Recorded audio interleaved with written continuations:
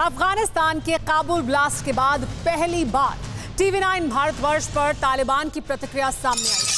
TV9 Bharatvarsh के इस interview में तालिबान के प्रवक्ता सुहेल शाहीन ने कई मुद्दों पर खुलकर बात की है। हम आपको ये इंटरव्यू पूरा दिखाने जा रहे हैं, जिसमें तालिबान प्रवक्ता सुहेल शाहीन ने क्या कुछ कहा है वो आपको सुनने को मिलेगा। बड़ी बातें जो उन्होंने कही हैं वो ये कि ISIS को लेकर बड़ी जानकारी उन्होंने बताई है। उन्होंने कहा कि कश्मीर को लेकर बयान दिया है जिसमें पाकिस्तान को झटका लग सकता है। सुहेल शाहीन ने तालिबान के हाथ लगे अमेरिकी हथियारों पर तालिबान की पॉलिसी पर भी सफाई दी है। तो जहां एक तरफ कश्मीर को लेकर बड़ी बात कही है जिससे पाकिस्तान को झटका लग सकता है, तो वहीं सुहेल शाहीन ने इस इंटरव्यू पर ISIS खुरासान पर सुहेल शाहीन का विस्फोटक बयान सामने आया है। इसके अलावा आपको यह भी बता दें कि कश्मीर पर तालिबान की पॉलिसी पर बड़ा बयान उन्होंने दिया है जो पाकिस्तान के लिए शॉकिंग हो सकता है। अमेरिकी ड्रोन के इस्तेमाल पर भी तालिबान ने अपनी पॉलिसी के बारे में बात की है। काबुल ब्लास्ट के बाद तालिबान का यह पहला इंटरव्यू है। देखिए मेरे सहयोगी दिनेश गौतम के साथ तालिबान प्रवक्ता सुहेल शाहीन का वर्ल्ड एक्सक्लूसिव इंटरव्यू। तालिबान के प्रवक्ता सुहेल शाहीन एक बार फिर TV9 भारतवर्ष के साथ बातचीत करने के लिए मौजूद हैं। ये दूसरा मौका है जब सुहेल शाहीन TV9 भारतवर्ष से बातचीत कर रहे हैं, लेकिन तब से लेकर अब तक बहुत सारी चीजें बदल चुकी हैं। काबुल में अब तालिबान का झंडा फहरा रहा है। काबुल एयरपोर्ट से निकलते वक्त लोगों को बम विस्फोट का सामना भी करना पड़ा है। वहां हालात अजीब हो गए हैं। ISIS के एक नया थ्रेट सामने दिखाई दे रहा है। बहुत सारे डायनेमिक्स अब बदले हुए हैं। सुहेल शाहीन हमारे साथ मौजूद हैं। सुहेल शाहीन, सबसे पहले तो शुक्रिया, आपने एक बार फिर से वक्त निकाला TV9 भारतवर्ष से बातचीत करने के लिए। शुक्रिया। मौजूदा हालात को कैसे देख रहे हैं आप? बिस्मिल्लाहिर्रहमानिर्रहीम, नहमदुहु नसल्ली अला रसूलिल करीम, अम्मा बाद। जी, हालात बेहतर हो रही है। हर दिन के गुजरने के बाद वो सिक्योरिटी मेंटेन है बिल्कुल काबुल सिटी में। जो पहले दिनों में वो सही नहीं था जो इनिशियल डेज थे, लेकिन अल्हम्दुलिल्लाह अब ठीक है और इसी भी बेहतर हो रही है हर दिन गुजरने के बाद। काबुल एयरपोर्ट में एक दर्दनाक और अलमनाक वाकया हुआ जो आपको भी मालूम है। हमारे बहुत से ज़्यादा हम वतन उसमें शहीद हो चुके, लेकिन वो उस एरिया में हुआ जो उसकी सिक्योरिटी फॉरेन फोर्सेस के पास था। तो वो जो हमारी जो चेक पॉइंट है उस जगह में नहीं था, दूसरी उनके जगह में। सुहेल शाहीन साहब, लेकिन दुनिया को ये मालूम है कि बाहर एयरपोर्ट के बाहर की सिक्योरिटी आपके हवाले थी और एयरपोर्ट के अंदर की सिक्योरिटी अमेरिकन फोर्सेस के हवाले थी। इसको क्लियर करें प्लीज।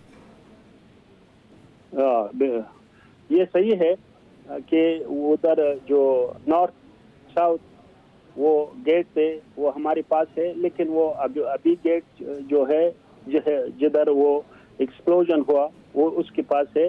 लेकिन उसके साथ साथ मेन गेट के साथ उन्होंने एक सेकेंडरी राउट्स भी खोले थे जो उसकी सिक्योरिटी हमारे पास नहीं था।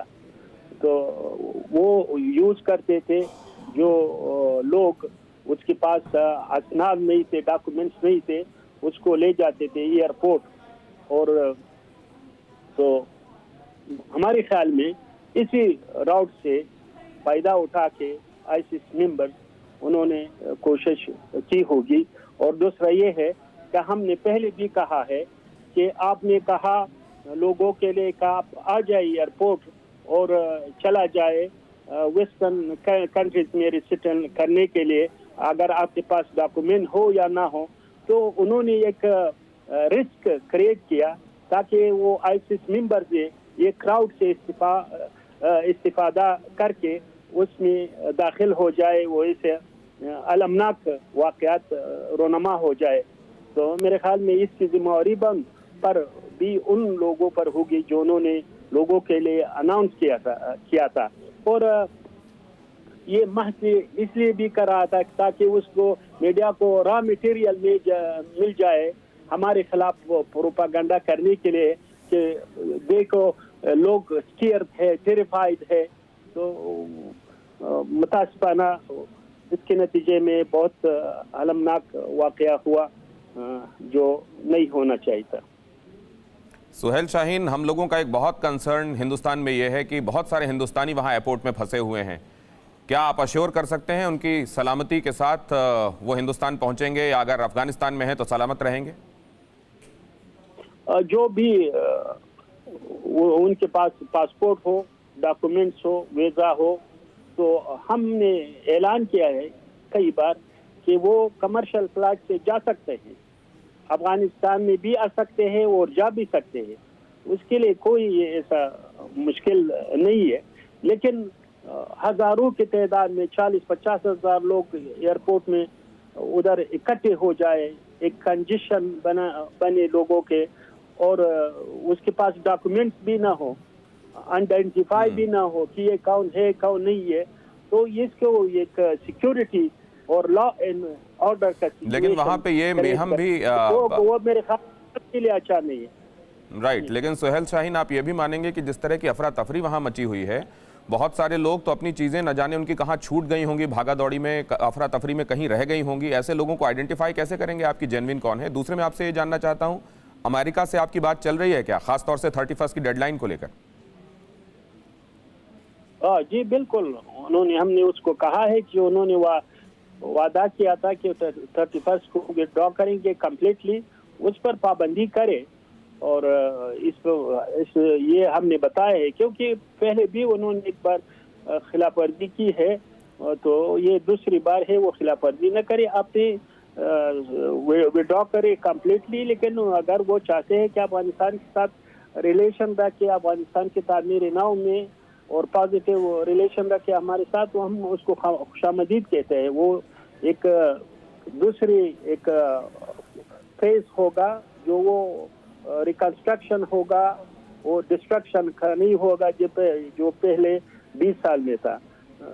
तो ये बात है। और दूसरा, आपने जो कहा कि उधर लोगों का अफरा तफरी थी, इसलिए तो हम कह रहे थे लोगों को कि जिसके पास डॉक्यूमेंट्स ना हो वो ना आ जाए एयरपोर्ट को, ताकि वो सिक्योरिटी प्रॉब्लम भी ना हो, और वो कर सकते हैं बाद में, एक हफ्ते बाद, एक महीने बाद प्रॉपर तरीके से चला जाए।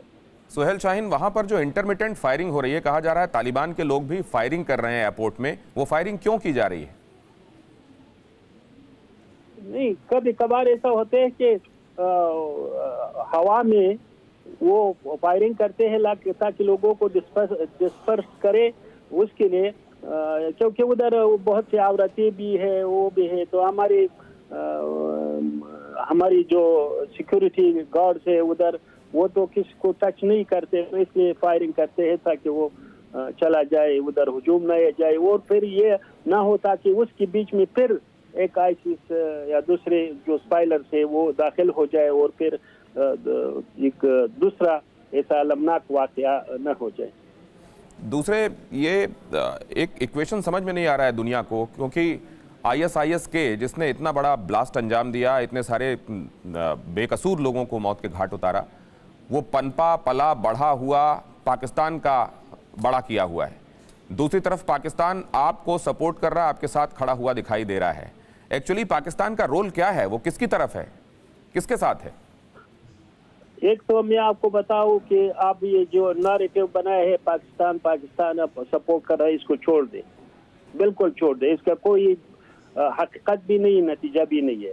दूसरा ये है कि हमने उधर ये जो काबल इदारे ने, एडमिनिस्ट्रेशन ने, एक अशरफ गनी जो सरबराह था काबल इदारे के, जो उन्होंने क्यों अबंडन किया, प्रेसिडेंट को अबंडन किया, सब ऑफिसर्स को अबंडन किया, जो मिलिट्री आउटपोर्ट थे उसको अबंडन किया, उसके नतीजे में जो ISIS के मेंबर थे वो जेल में थे, वो सब रिहा हो चुके।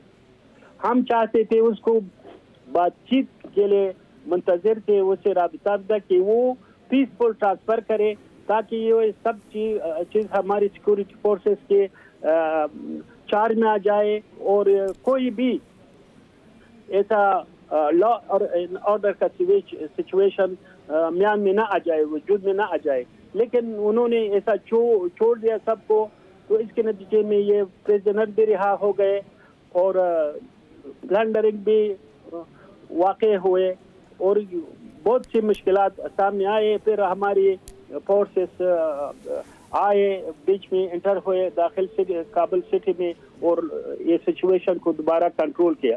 तो मेरे ख्याल में जिम्मेदारी उन पर है, उन पर जो काबुल एडमिनिस्ट्रेशन के जो ऑफिशियल थे उसके सरबराह था उन पर है। ISIS-K को लेकर बहुत सारी बातें हो रही हैं, एक बड़ा थ्रेट माना जा रहा है। ये वर्ल्ड ओवर कई जगहों पर ये थ्रेट हो सकती है, इंक्लूडिंग इंडिया। कश्मीर में उसके लोग और हिंदुस्तान में कई दूसरे कोनों से उसके लोग पकड़े गए हैं। ISIS-K को लेकर आपका नजरिया क्या है और आपका रुख क्या रहने वाला है आने वाले दिनों में?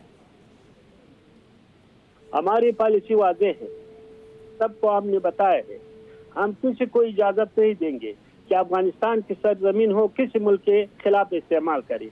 ये क्लियर पॉलिसी है, हमने वाज़ेह तौर पर कहा भी है और कई टीवी स्टेशन और मीडिया आउटलेट्स के जरिए कहा है और अभी फिर भी कह रहा हूँ। आपसे जब मेरी पहली बार बात हुई थी तब भी आपने इस बात को कहा था, आज आप रिइटरेट कर रहे हैं। अगर आप इसको और स्पष्ट कर दें, क्योंकि कुछ आवाज़ें उठी पड़ोस के मुल्क में जहां ये कहा गया कि तालिबान अब कश्मीर को पाकिस्तान को तोहफे के तौर पर देगा। अगर आप इसको फिर से स्पष्ट कर दें तो अगर कोई एम्बिग्विटी है कहीं किसी के दिमाग में तो क्लियर हो जाएगी। मैंने कहा कि हम अफगानिस्तान में ये पॉलिसी है, कमिटमेंट है, किसी को इजाज़त नहीं देंगे कि हमारे सरजमीन किसके खिलाफ इस्तेमाल करे। नंबर 1। नंबर 2 ये है कि आज़ादी के बाद हम फोकस करेंगे कि अफगानिस्तान की तामीर नौ पर और अफगानिस्तान के लोगों के लिए इक़्तिसादी और मैशत को बेहतर बनाने पर और अफगानिस्तान में पीस बिल्डिंग पर के पीस को बिल्ड करें और ये पर कि हम अफगान अवाम आपस में नेशनल यूनिटी को इसको बिल्ड भी करे और सस्टेन भी करे। तो ये हमारी प्रायोरिटीज है अफगानिस्तान में। इंडिया में एक कंसर्न और है सुहेल शाहीन, इंडिया में मसूद अजहर मोस्ट वांटेड है। मुंबई का ड्रेडेड अटैक हो, पार्लियामेंट का अटैक हो, आप जानते हैं, पूरा ट्रेल जानते हैं आप। वहाँ मुल्ला बरादर से मसूद अजहर की मुलाकात की खबरें भी हैं हिंदुस्तान में, इसको लेकर कुछ कहना चाहेंगे आप? मैंने नहीं सुना है कि जो ये खबरें जो आपके वो पहुंच गए हैं, मैंने बिल्कुल ये सब नहीं सुना है जो आप कह रहे हैं। उससे रिलेटेड तस्वीरें भी आई हैं सुहेल शाहीन, जिसमें ये दिख रहा है कि मसूद अजहर अफगानिस्तान में हैं। वो तस्वीरें, वो वीडियो तो ये बहुत पुराना है, बड़ा तारीख है। वो बनाने के लिए, फेक वीडियोस बनाने के लिए, हमारे खिलाफ फोटो शॉप करने के, वो तो बहुत बड़ा हिस्ट्री है। फिक्र आपकी, सोमवार से शुक्रवार रात 9 बजे सिर्फ TV9 भारतवर्ष पर।